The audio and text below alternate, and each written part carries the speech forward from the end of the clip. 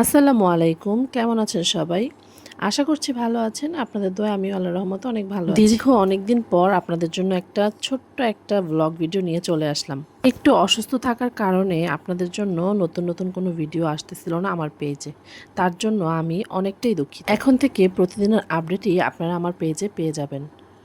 আশা করছি আপনারা আমার পেজের সাথেই থাকবেন। আজকে থেকেই শুরু হয়ে গেল আমার ঈদ শপিং করা।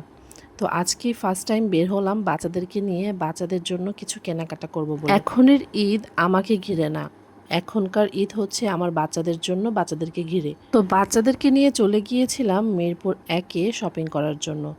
আর মিরপুর 1 বলতে বোঝাচ্ছি চন্দ্রবিন্দু। রমজানের ঈদ বলে কথা, মার্কেটগুলোতে তো এভাবে লাইটিং থাকবে। মার্কেটগুলো দেখতে দেখতে আমরা চলে আসলাম চন্দ্রবিন্দুতে।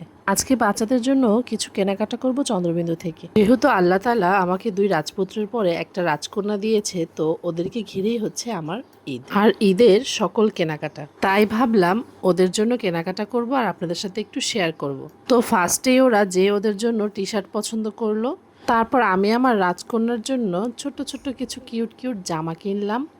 তারপর কেনাকাটা শেষ করে আমরা বাড়ির উদ্দেশ্যে রওনা দিব। বাচ্চারা কিন্তু অনেক খুশি, কারণ বাচ্চারা বাচ্চাদের পছন্দ মতো ড্রেসটা কিনে ফেলেছে।